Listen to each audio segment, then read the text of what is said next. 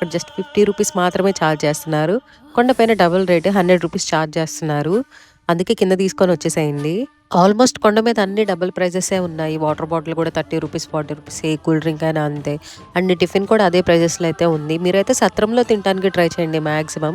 ఎందుకంటే అక్కడ సత్రంలో ఫ్రీ భోజనం పెడతారు. ఇక్కడ బయట టిఫిన్ అంత క్వాలిటీ ఉండకపోవచ్చు.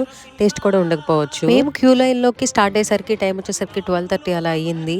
స్వామివారికి కళ్యాణం జరుపుతున్నారంట. అందుకని మమ్మల్ని అయితే క్యూలోనే ఆపేశారు. మేమైతే చూస్తా చిన్నగా వెళ్ళేసరికి 1 అయితే అయిపోయింది. క్యూ లైన్‌లో కూర్చోడానికి మనకి తిరుపతిలో లాగా చైర్స్ టేబుల్‌లా ఉంది.